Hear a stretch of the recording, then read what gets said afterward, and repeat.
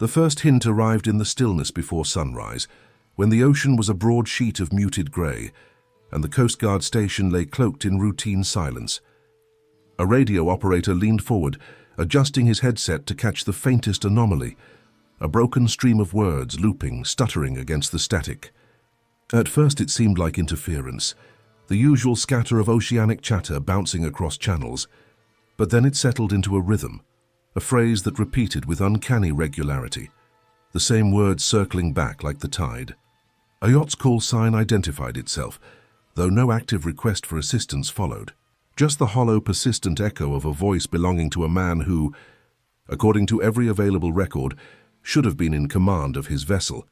The signal was traced to open waters beyond the familiar lines of commerce and routine fishing grounds, a place where the sea often absorbed the stories of men before any official ledger could. The yacht, christened Solitude, was registered under the name of a prominent figure, whose ventures stretched across real estate and quiet investments. Its sudden presence on the Coast Guard's radar was not unusual, private. Vessels drifted often, but the relentless broadcast of final words shifted the case, from mere curiosity to concern. When dawn spread over the Atlantic, a patrol cutter was dispatched, its wake a sharp line across the otherwise undisturbed water. The officers aboard felt the subtle weight of expectation, the way an unusual case presses itself into the consciousness before facts even emerge.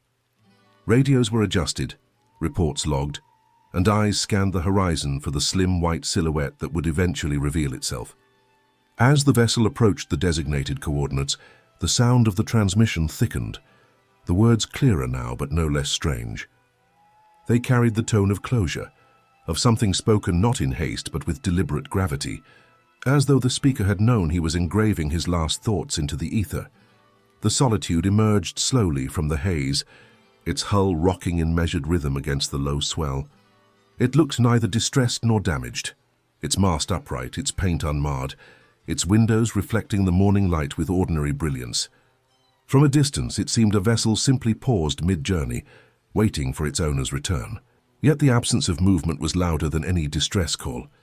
No figure paced the deck, no anchor line reached into the sea, no tender trailed in readiness.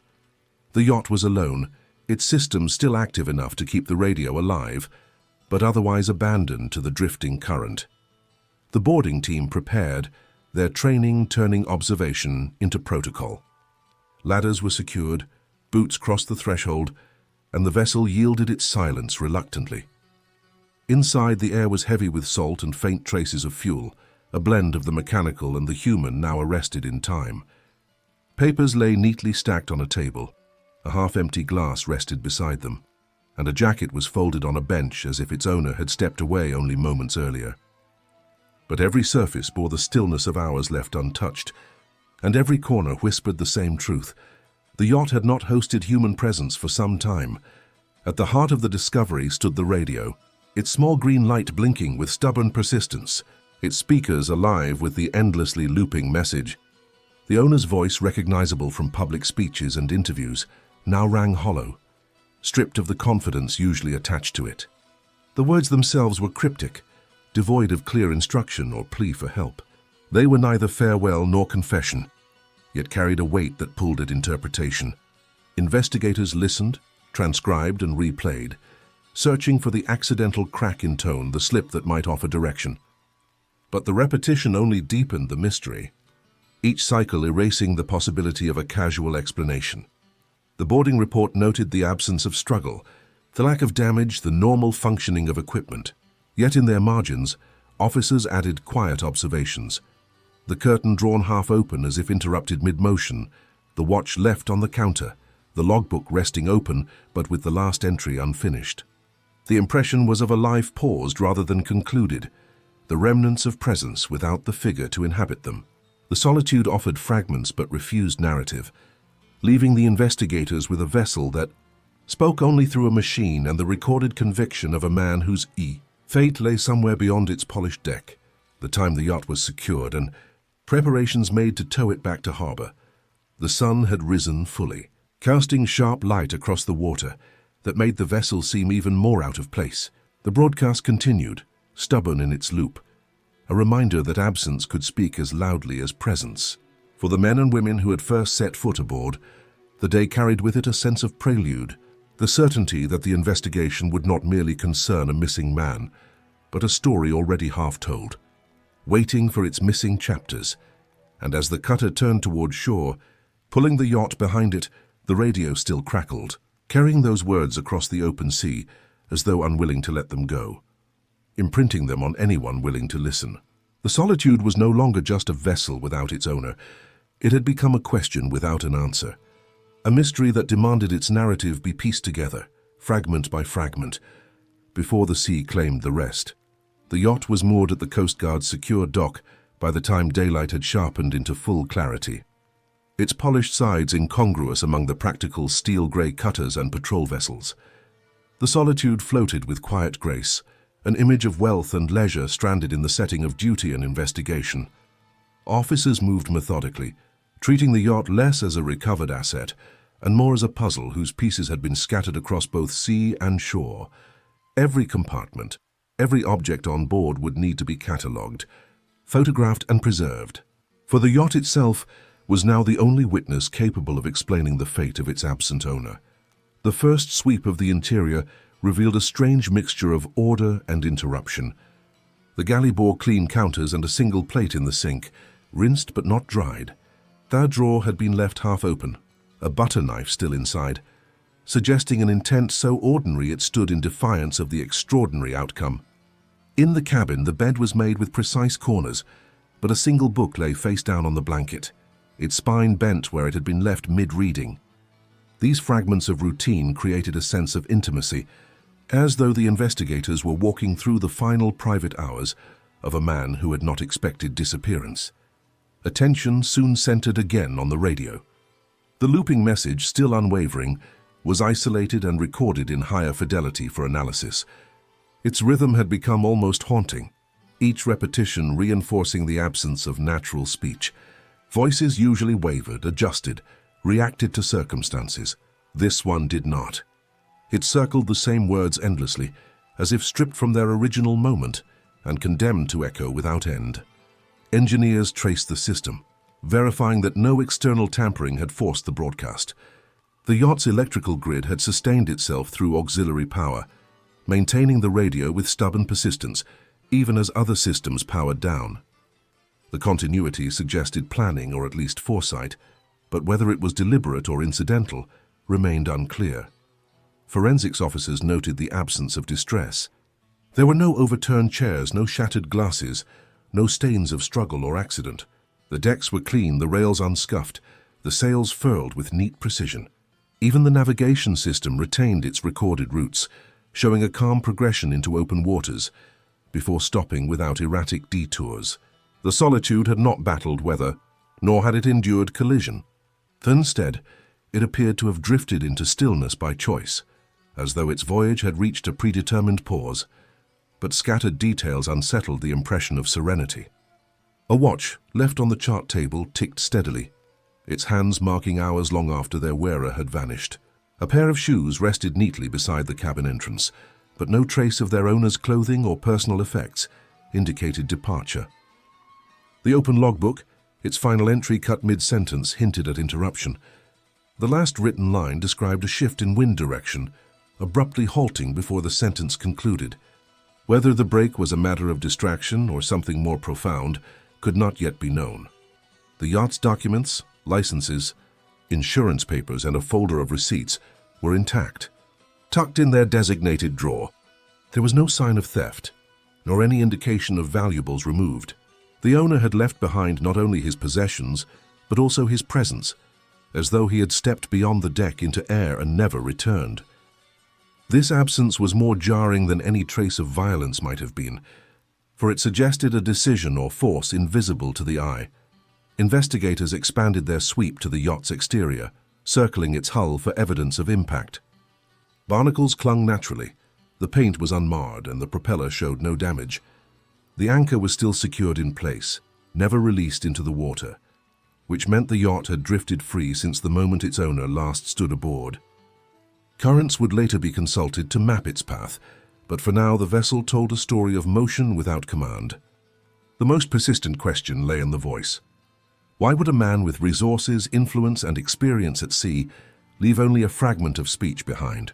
Was it a farewell shaped by private burden, or a message intended for someone specific, disguised within repetition? Analysts replayed the loop again and again, marking intonation, timing, pauses. It carried no panic, no plea. Instead, it resonated with deliberate weight, as though each word had been chosen not for its surface meaning, but for what it might conceal beneath. As evening settled over the harbor, the yacht was sealed for the night, its cabin lights extinguished one by one. Yet the radio remained active under controlled conditions, allowed to continue its cycle for the sake of preserving authenticity. Its glow was faint through the cabin window, a single blinking reminder that the mystery had not yet released its grip. Officers leaving the dock turned back almost unconsciously to glance at the vessel, as if expecting to see movement across its deck or a figure re-emerging from its silence. But nothing stirred. The solitude rested as it had been found, a vessel intact but emptied of the life it was meant to carry. It was a silent stage left behind after the actor had vanished mid-performance, and those assigned to investigate felt not only responsibility, but the subtle pull of curiosity that borders on obsession. The yacht had been recovered, its systems intact, its evidence preserved. Yet what mattered most, the reason behind the final words, and the fate of the man who spoke them, remained adrift, carried somewhere beyond the reach of immediate answers. That night, long after the officers had returned to their routines, the loop persisted unbroken, filling the dim air of the secured dock. And though no one stood nearby to listen, the yacht's radio kept repeating, as though determined to resist silence until the truth itself was forced to surface. The investigation shifted from the vessel to the man whose name was etched across its registration papers. In official documents and public records, he was presented with immaculate precision. A successful entrepreneur, owner of several properties along the coast, and the figure behind a series of discreet investments that had made him quietly influential. His profile suggested stability, accomplishment, and the ability to command not only resources but also respect. Yet beneath this polished exterior, fragments began to surface that hinted at a more complicated truth. He had been born in a modest town inland, far from the rhythm of the tides. His first contact with the sea came late in adolescence, when a distant uncle brought him aboard a fishing vessel. From that moment, he cultivated a fascination for the ocean, not as a profession but as a personal refuge. When fortune eventually smiled through business ventures, he acquired his first small boat, and from there the progression toward luxury yachts seemed inevitable. The Solitude was not his first vessel, but it was the one he favored most, a place where he often retreated when the balance of his life tilted toward dissonance. Colleagues described him as disciplined yet distant, a man who operated with precision in negotiations but seldom revealed personal emotion. He appeared at events, offered speeches and shook hands with practiced charm, but his private life remained guarded. Those who worked closest to him noticed a tendency toward isolation in recent years, an increasing pattern of withdrawing to the yacht under the guise of leisure, sometimes for days at a time. These retreats were seldom explained, and though his return always came without issue, the intervals themselves grew longer, hinting at something unresolved within. Family members painted a different portrait. His marriage had ended quietly a decade earlier, without public scandal but not without strain. Friends recalled that he seldom spoke of it, as though erasure were preferable to explanation. Our daughter from that union, now in her 20s, had grown distant. Her relationship with him reduced to occasional formal exchanges. The fragmentation of ties seemed to weigh more heavily than he admitted, the silence between them perhaps more pressing than any professional challenge. Financial records revealed no obvious crisis. His businesses remained solvent, his accounts stable, his assets diverse. But buried within the clean lines of profit and balance were signs of unease. Repeated transfers to smaller, less transparent holdings and subtle reconfigurations that suggested either caution or preparation. Investigators noted these details without drawing immediate conclusions, but the pattern hinted that he had been managing more than simple prosperity. It was as though he had been rearranging the pieces of his life to conceal either vulnerability or intent. The man's reputation on shore was layered with contradictions. Some admired his discipline, his ability to turn opportunities into results. Others remarked on a coldness, a detachment that left partners unsure whether trust was truly reciprocated. Employees respected him, but few felt they knew him. He was present without intimacy, engaged without openness, and his absence from gatherings often passed without question, as though it were expected that he would prefer solitude to company. When investigators returned to the words still echoing from the yacht's radio, they carried these fragments of character in mind. The voice no longer seemed abstract. It belonged to a man who had deliberately built distance into his own life, who had relied on the sea as a sanctuary from entanglements he could not, or would not, resolve on land. The message's weight grew heavier when paired with this understanding. It was not simply an isolated transmission. It was potentially the culmination of years of unspoken conflict, a final gesture from a man who had grown accustomed to withholding explanations. Photographs retrieved from the yacht offered another dimension. In the cabin were framed images of coastal sunsets, but only one picture contained people. A younger version of the owner, standing on deck with his daughter, her arm raised in reluctant cheer. The image was a decade old, its frame worn as though handled often. It was the only personal photograph visible, and its presence in such isolation raised questions about its significance. Investigators noted it as a detail too pointed to ignore. What emerged from the fragmented portrait was not a man preparing for catastrophe, but one living within contradictions. He was both admired and questioned, successful yet solitary, financially secure yet personally fractured.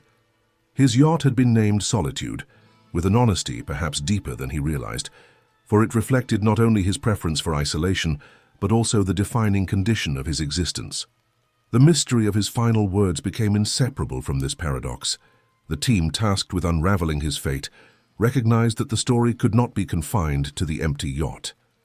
To understand the message, they would need to understand the man behind it, not the polished figure on financial records, nor the curated persona at public events, but the private individual whose choices had left traces scattered across both sea and shore. And so the investigation widened, reaching into offices, homes, and memories, pulling at the threads of a life that had been carefully woven to appear seamless, but now revealed its quiet fractures. That night, when the radio's loop continued its unbroken pattern, those listening no longer heard a nameless voice. They heard the echo of a man known to many yet understood by few, a man whose disappearance was less a rupture than an extension of the distance he had always kept.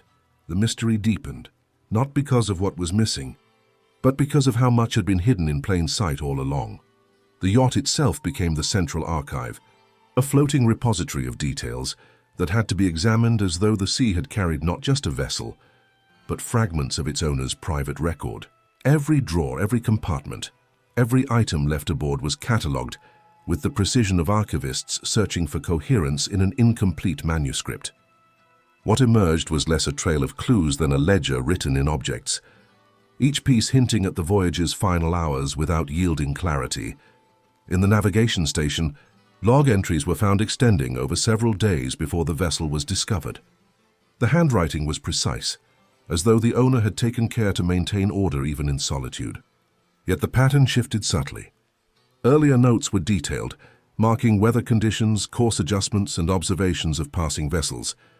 In contrast, the last entries grew sparse, losing their structure, reduced to half sentences and incomplete coordinates. The final notation stopped abruptly, as if interrupted mid-thought. The absence of continuation echoed the stillness found in every other corner of the yacht, a sense of something deliberately halted rather than forgotten. Charts pinned to the wall told another story. Routes traced in pencil showed not a direct path, but a series of meandering turns, as though the voyage itself had no defined destination. The Solitude had circled regions of open water repeatedly, moving with neither urgency nor clarity of purpose. The absence of logical pattern unsettled investigators. Yachts of such range were seldom used for aimless wandering.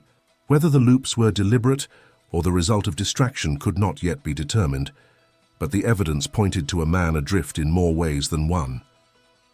Among personal effects, a weathered leather journal surfaced. Unlike the logbook, it was not intended for navigation but for private reflection. Its pages were uneven, the handwriting less formal, occasionally pressed harder into the paper as though emotion had guided the pen more than thought. Early sections spoke of coastal excursions, brief notes on sunsets, and remarks about the stillness found far from shore. Yet in more recent entries, the tone shifted. Lines grew cryptic, laced with repetition, circling around unnamed pressures and unanswered questions. One passage in particular noted the phrase, "The sea listens when no one else does." The repetition of this sentiment across multiple pages suggested it had become a motif, a private refrain that paralleled the recorded loop, now echoing endlessly from the yacht's radio. Photographs were scattered in a folder beneath the cabin desk. Most depicted landscapes, stretches of coastline, distant lighthouses, harbors approached from the water. A few captured people, though their identities remained uncertain. One image showed a gathering on deck, blurred by movement, the owner visible at the edge with an expression unreadable in its distance. Another revealed the same daughter seen in the framed photograph from earlier years, this time older, her posture turned slightly away from the camera. These fragments hinted at attempts to preserve connection, though the inconsistency in their presence suggested it was never fully achieved. Receipts and slips of paper revealed practical details, fuel purchases, marina fees, notes of minor repairs. Yet mixed among them were handwritten reminders, phone numbers without names, a phrase written twice on separate scraps.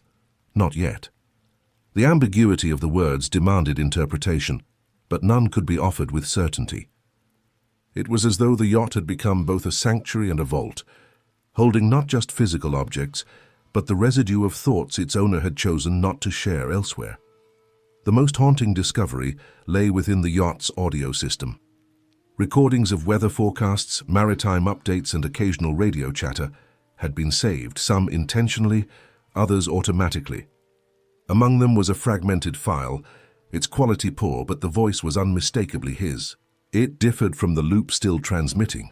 It was longer, unstructured, almost conversational, as though he had been rehearsing or speaking into silence without expectation of response.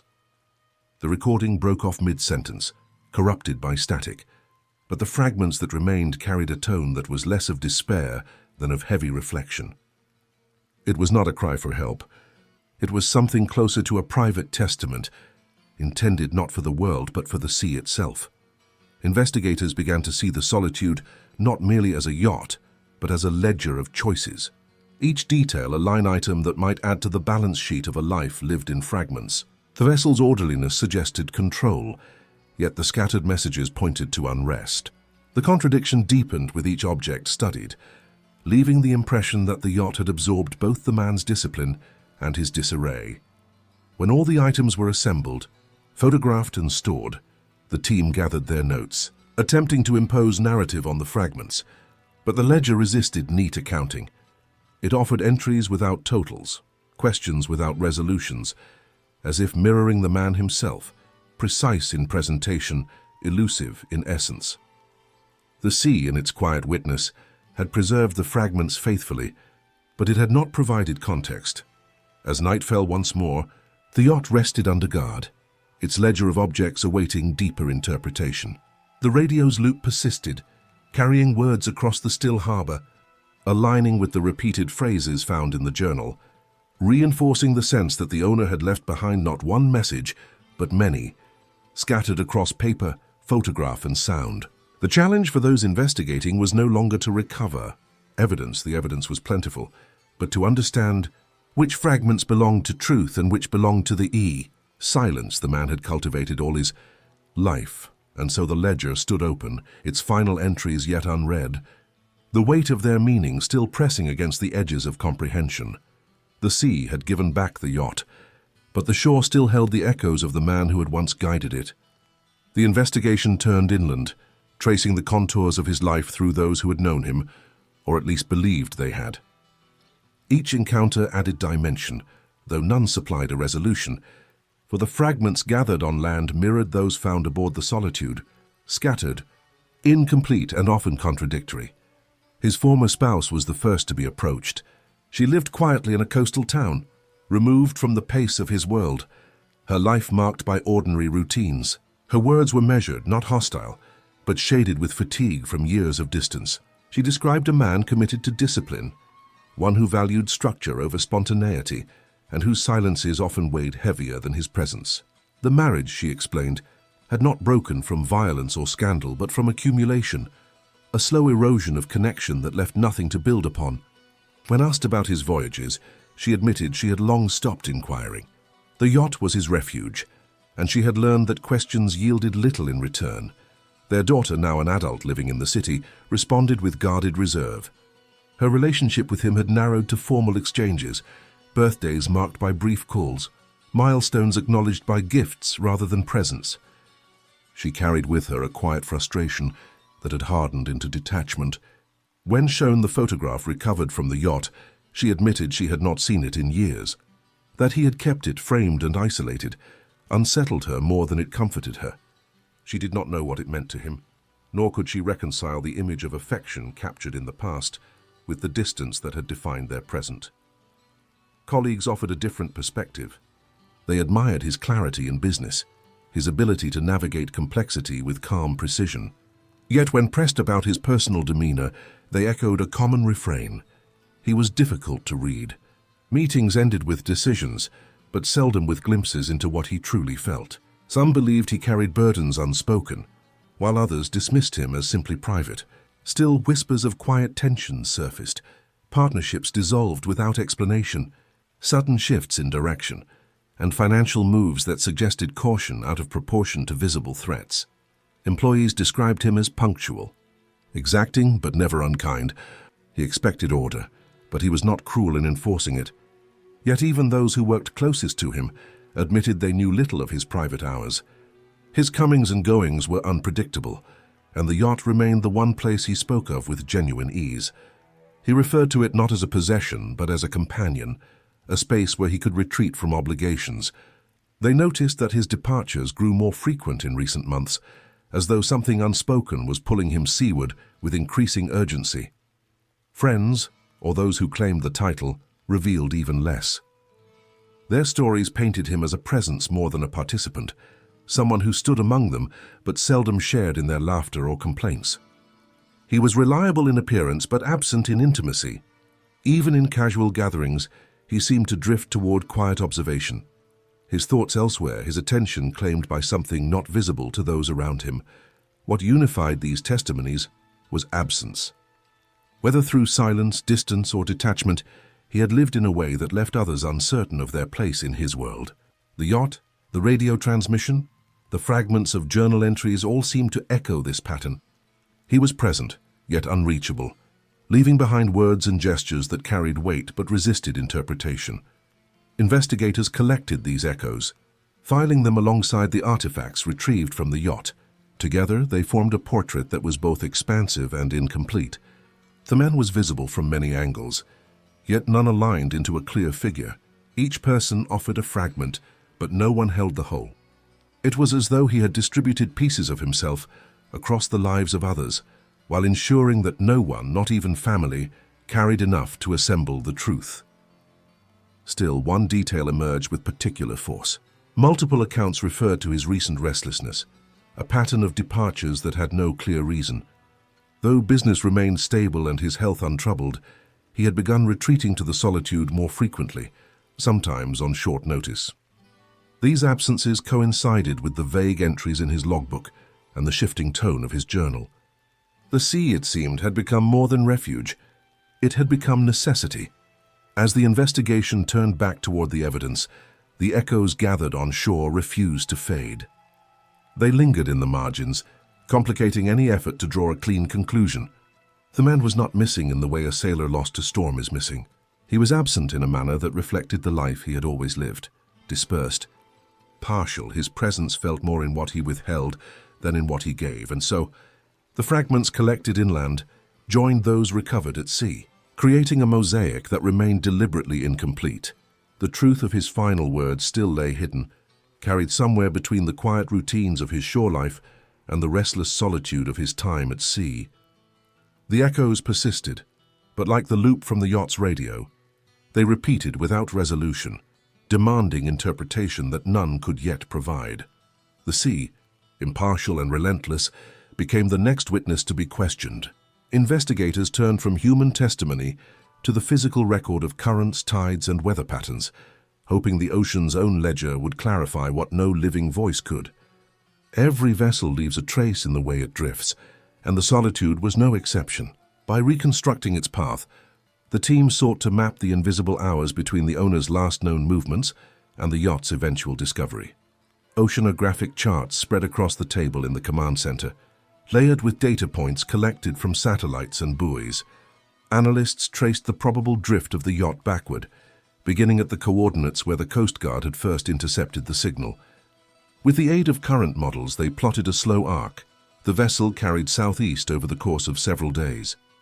Each line of drift added both clarity and complication, for while the trajectory narrowed toward a likely origin, the exact location where the final words had been spoken remained uncertain. The weather record narrowed possibilities further. No storms had swept the region during the yacht's last journey. Winds were moderate, waves steady, skies clear enough to permit navigation without hazard. The conditions, in short, provided no external reason for distress. The sea had not been hostile. It had been calm. This absence of natural threat underscored the unnatural quality of the man's disappearance. Whatever had unfolded aboard the Solitude, it was not imposed by the fury of weather. The logbook's final entries, vague though they were, aligned uneasily with the reconstructed path. Coordinates matched the region identified by drift models, but their incomplete nature left gaps. One entry marked a sudden change in heading, a turn that seemed without purpose. Another line referred to a shift in wind, though the official weather record showed no such event. The inconsistency suggested either error or a state of mind distracted from accuracy. The yacht's own GPS data supported the analysts more than the man's own hand, painting a picture of aimless wandering rather than purposeful navigation. The recorded broadcast was layered into this reconstruction. Analysts compared the clarity of the transmission at different monitoring stations, triangulating its probable origin before drift carried the yacht further away. Their calculations suggested the voice had first entered the airwaves at a point more than 30 nautical miles from the coordinates where the vessel was found. It meant the owner's final words had been spoken farther out to sea, in a region less frequented by other vessels, a pocket of water where isolation was not an accident, but a certainty. When considered alongside his patterns of retreat, the data gained sharper meaning. He had sought distance deliberately, sailing beyond the reach of ordinary routes, into a stretch of water where the horizon was unbroken and the silence nearly absolute. Other currents, impartial in their flow, had then carried the Solitude back toward discovery, but not before the vessel had lingered in that pocket of isolation, long enough to preserve its unanswered questions. The analysis of drift revealed another detail, subtle yet significant. Had the yacht continued its unassisted journey without interception, it would have been carried gradually into shipping lanes where discovery was inevitable. The timing of the Coast Guard's encounter suggested that the sea itself had delivered the vessel back into human reach at the precise moment when its evidence remained intact. Any longer, and the auxiliary power sustaining the radio would have failed, silencing the man's words forever. This coincidence did not escape notice. It was as though the ocean had conspired to preserve his message, ensuring that his absence would not pass unmarked. Maps and models, for all their precision, still carried only the weight of probability. They could not explain intent, nor could they reveal the reason behind the final broadcast. Yet the reconstructed trajectory confirmed one fact with clarity. The disappearance had occurred under conditions of calm, in waters deliberately chosen for their emptiness. The yacht had not been carried unwillingly into danger. It had been guided into solitude, left to drift only after its purpose, whatever it was, had been fulfilled. Investigators filed the findings with a mixture of satisfaction and unease. The sea had yielded patterns, but patterns alone do not tell stories. They mark the frame but not the picture, the path but not the choice.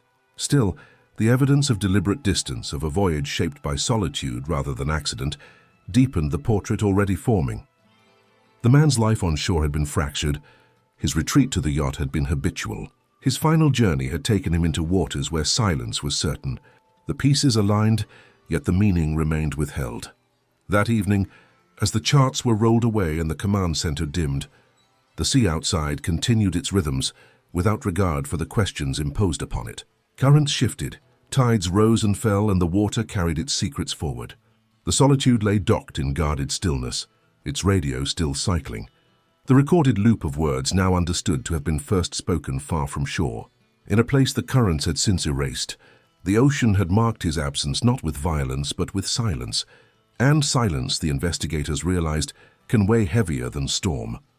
The further the investigation reached, the heavier the silence surrounding the man became. It was no longer just the absence aboard the Solitude, or the distance in his family ties. It extended into the very structures of his life, into the records, contracts, and balances that had once seemed to confirm his stability.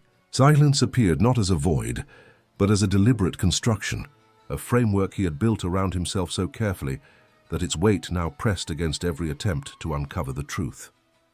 Financial analysts were brought into the inquiry, tasked with reviewing the lattice of accounts and holdings that defined his professional presence. On the surface, his empire was steady, marked by conservative growth, reliable returns, and the avoidance of reckless speculation. Yet deeper examination revealed a pattern of gradual dispersal. Assets had been shifted into smaller, less transparent vehicles, their ownership traced through layers of intermediaries. These were not the movements of a man hiding from collapse, but of one preparing for something beyond routine. The meticulous redistribution suggested foresight, as though he had anticipated a moment when clarity would no longer be possible or desirable. Business associates offered fragments that fit uneasily against this picture. Some recalled his recent hesitations in negotiations, a tendency to defer decisions he once made with precision. Others noted his absence from key meetings, replaced by representatives who acted in his name, but without his voice. A few admitted privately that they had sensed retreat, though none could articulate from what. The impression was of a man withdrawing not only from personal connections, but from the very structures that had once defined him, replacing presence with calculated silence. Even the most routine aspects of his life carried signs of this retreat. His coastal residence, inspected in parallel with the yacht, was found immaculate but impersonal, as though arranged for a visitor rather than inhabited by its owner. Drawers were orderly, but many stood nearly empty. The refrigerator contained little beyond the essentials. Letters remained unopened, stacked in careful piles without urgency. The home, like the yacht, appeared less like a living space than a stage left ready for inspection. Among the few personal documents found on shore were scattered notes, some handwritten, others typed and unsigned. They repeated phrases that echoed those in his private journal aboard the Solitude, mentions of unfinished obligations, references to timing, and sentences cut short before clarity emerged. One fragment read simply, "It will not be understood until I am no longer present." Another stated, "The weight is in what is not spoken." These words, stripped of context, aligned disturbingly well with the looping broadcast still carried from the yacht's radio. The investigation widened its scope, probing not just financial and personal records, but the possibility of external pressures. Yet no direct threat surfaced. No disputes with authorities, no looming lawsuits, no known enemies. He was a man whose silence, if it carried weight, seemed self-imposed rather than forced, and this realization deepened the mystery further. If there was no enemy to confront, then the struggle lay within. Shared conflict carried not against others, but against himself. The looping transmission gained sharper meaning against this backdrop. Investigators began to see it less as a call for help and more as an intentional artifact. The words repeated with mechanical persistence, but their origin had been deliberate, spoken with the knowledge they would endure. The broadcast became less a message of distress than a monument in sound, a constructed silence that filled the airwaves by saying little and suggesting much. Its persistence mirrored the way he had lived, present in form, elusive in substance. A weight felt more in what was withheld than in what was expressed. Psychological consultants were invited to interpret, to frame the fragments in terms of human behavior. They noted patterns of withdrawal, isolation, and ritual, common traits among those who carry burdens unspoken. The sea, they suggested, had become his chosen confessional, the one place where silence could be both absolute and preserved. His final journey into the emptiness of open water had been consistent with this pattern, an act not of recklessness but of design. Yet even they hesitated to conclude. Interpretation, they reminded, is not proof. The inquiry reached a point where evidence could be assembled but not aligned. Financial dispersals, fragmented writings, the solitude of his homes, the aimless routes of his yacht, all confirmed the presence of unrest. But none explained its root, and none justified its expression in a transmission that carried weight without clarity. Silence in this case had been chosen over explanation, and its weight pressed more heavily with every attempt to lift it. As the sun dipped beyond the horizon once more, investigators left their offices with the same unanswered questions. The man's absence was no longer simply physical, it was philosophical, a silence that seemed to resist the very act of inquiry. The solitude, secured at the dock, remained a vessel intact but hollow, its radio still alive with the looping testament that no longer sounded like a plea but like a seal, an intentional closure left behind by a man who had long since mastered the art of withholding. The weight of silence lingered in the air, heavier than words could have been, binding the case not to what was said, but to what had been deliberately left unsaid. And as investigators turned toward the coming days, they carried with them the unsettling recognition that sometimes the most enduring message is not what is spoken, but the silence that follows. For weeks the narrative had been shaped by absence, the missing man, the incomplete logbook, the words without explanation. Yet absence, when studied long enough, begins to reveal its own presence. It was during the painstaking review of the yacht's forensic record that an overlooked detail surfaced. Subtle at first, but soon impossible to dismiss. There had been another aboard the Solitude. The discovery began with something almost trivial. In the lower cabin, tucked beneath a bench, investigators found a second cup, faintly marked by the rim of dried liquid. At first it was dismissed as residue from an earlier voyage, but analysis revealed the freshness of its trace, consistent with the timeline of the yacht's final journey. The owner had not been drinking alone. This cup did not belong to routine. It belonged to presence. More evidence followed, fragments concealed by the yacht's orderliness. Fibers embedded in the cabin carpet differed from the clothing known to belong to the owner. A partial fingerprint smudged on a brass railing, too faint for identification, suggested another hand had steadied itself against the yacht's sway. Even in the galley, crumbs gathered in the corner of the counter hinted at meals prepared for more than one. None of these details, standing alone, demanded attention. Together, they painted a new and unsettling picture. The realization shifted the investigation. For all the narrative of solitude, for all the emphasis on isolation and silence, the final voyage had not been taken entirely alone. Someone else had occupied the space, however briefly, however quietly. The Solitude, once a symbol of singular retreat, now bore the imprint of companionship or intrusion. Investigators re-examined the recovered journal, scrutinizing passages that had once seemed vague. Certain lines once read as abstractions now pulsed with new meaning. It is not only the sea that listens. I am not unseen, though I remain unknown. These phrases, scattered across pages, suggested acknowledgement of another presence, one not named but not ignored. The looped broadcast itself, when replayed with this revelation in mind, gained sharper edges. Its repetition carried the rhythm not of solitude, but of address, as if spoken toward an audience that was never acknowledged in official accounts. The question of identity became paramount. Who had boarded with him? The yacht's records listed no passengers, no hired crew, no declared guests. Marina logs confirmed only his name at departure. Yet the evidence remained undeniable.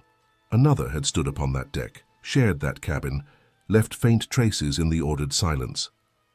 Whether companion, confidant, or stranger, the unseen passenger was now inextricable from the mystery. Speculation grew within the investigative team. Was this presence known and chosen, or was it hidden and uninvited? Was the yacht a stage for reconciliation, confrontation, or secrecy? The absence of clear signs of struggle suggested no immediate violence, but absence itself cannot testify. The yacht had yielded no weapons, no marks of force, yet its very emptiness now spoke louder. as though it had been deliberately cleared of evidence that might tell the story. Attention turned again to the photograph of his daughter, the only framed personal image aboard. Did its isolation hint at her presence, or at his longing for it? Investigators sought confirmation of her whereabouts during the voyage and found records that confirmed her presence elsewhere. Yet the suspicion lingered. If not her, then who? Business partners were scrutinized, acquaintances traced, timelines cross-checked. A narrow window opened, one that revealed a handful of individuals unaccounted for during those days at sea. And then came the smallest, yet most compelling detail: a hair, dark and long, found lodged in the seam of a cushion in the main cabin. It did not match the owner's. It was preserved, catalogued, and sent for analysis. This solitary strand became the strongest indication that the unseen passenger had been real. Not an inference, not a ghost of interpretation, but a body whose presence could no longer be denied. The narrative of the solitude shifted. No longer was it the story of a man lost to silence. It became the story of a voyage shared, however briefly, with another whose identity was hidden by absence. The sea had returned the vessel, but not its full account. The yacht had been stripped of direct testimony, yet in its fibers, its crumbs, its forgotten details, it whispered that the owner had not faced his final moments entirely alone. The implications were profound. If the unseen passenger had left voluntarily, they carried with them the truth of what had happened aboard. If they had not, then the sea itself now concealed more than one story. In either case, the silence surrounding the man was no longer his alone to bear. Another figure had shared in it, and the investigation had crossed from solitude into the uncharted territory of hidden company. As night once more settled over the guarded dock, the radio's loop continued, carrying its enigmatic weight across the air. But now the investigators heard it differently. They no longer imagined it as the solitary testament of a man addressing only the void. They imagined it as words spoken in the presence of another, words directed at someone unseen, someone who had heard them first before the sea carried them endlessly outward. And the silence that followed seemed heavier still, because it no longer belonged to one man. It belonged to two. The revelation of an unseen passenger transformed the investigation from a solitary disappearance into the trace of a relationship, however concealed. The narrative that once revolved around a man alone with his silence now pointed toward an encounter, a shared moment at sea whose consequences had left only fragments behind. To follow this thread, investigators were forced to cross the wake of the solitude, retracing not just its physical path, but the human connections that might explain who had boarded with him. The list of possibilities was painstakingly narrowed. From marina surveillance, fuel receipts, and harbor logs, a faint pattern emerged.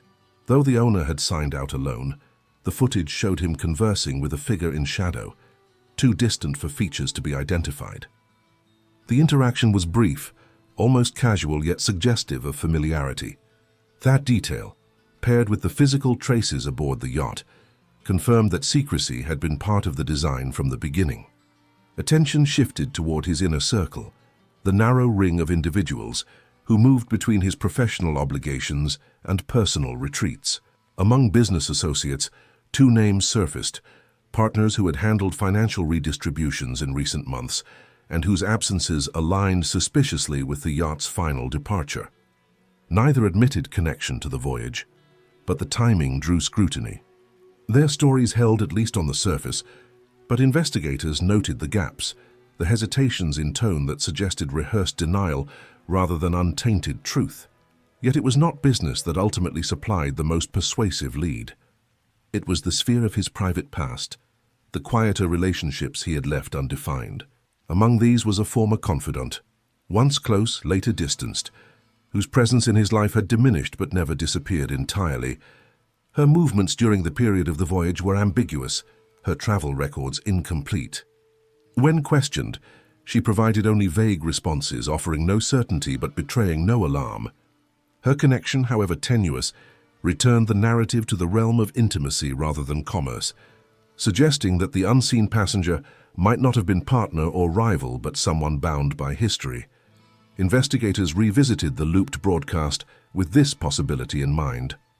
For weeks it had been heard as monologue, cryptic, weighted but solitary.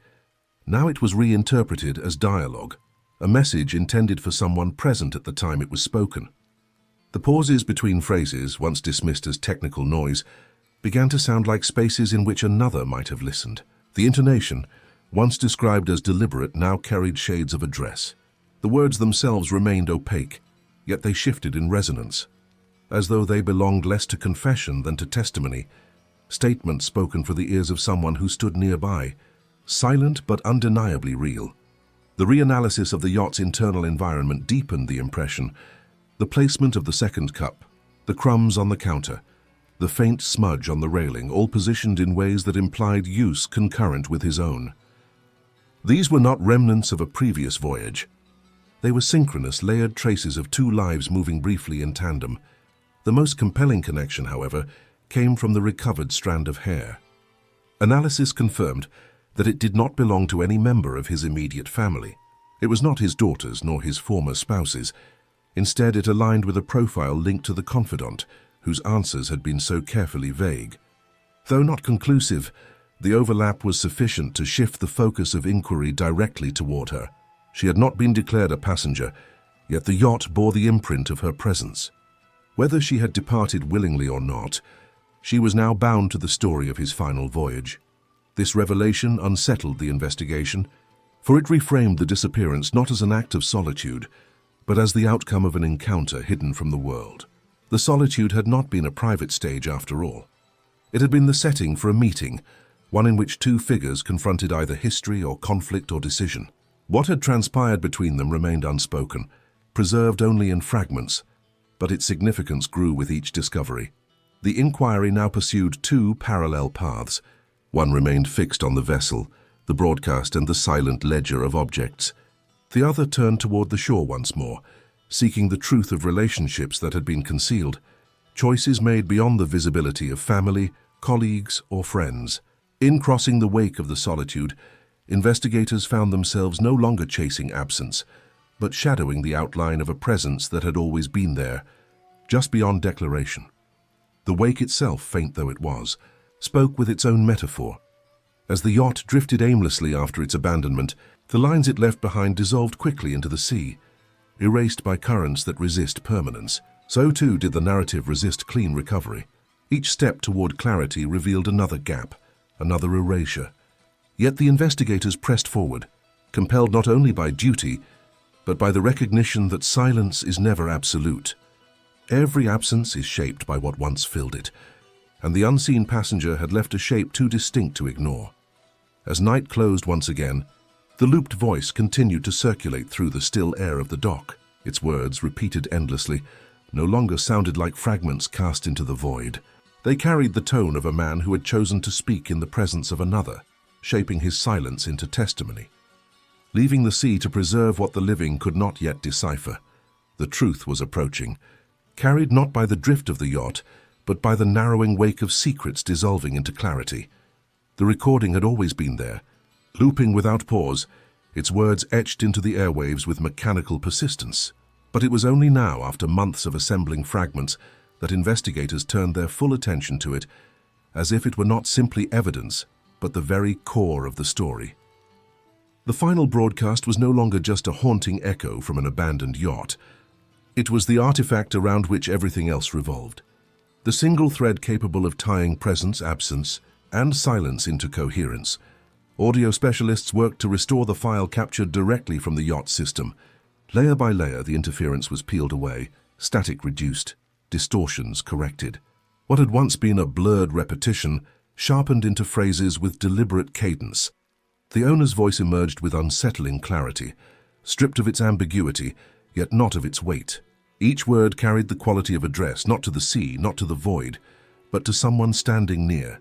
The investigators listened in a silent room, the recording played at full length for the first time. The words were simple, even plain, yet in their simplicity lay the impression of design. He spoke of endings, of choices made without spectacle, of burdens carried without explanation. There was no plea for rescue, no cry of despair. Instead, there was resignation shaped into form, a statement left not to justify but to confirm. And within the pauses, subtle intonations suggested the invisible presence of another, a rhythm that implied listening, as if the broadcast had been born from a moment of conversation abruptly sealed into permanence. Technical analysis revealed something more. The repetition was not accidental. The transmission had been programmed to loop, deliberately locked into the system by manual command. He had chosen for his voice to endure beyond his physical absence, to circulate without end, until discovery forced attention upon it. The broadcast was not a fragment left by chance. It was a monument constructed with precision, the one explanation he allowed himself to leave behind, but its meaning remained layered. To the confidant believed to have been aboard, it may have been personal testimony, a message carried not for the world but for her ears first.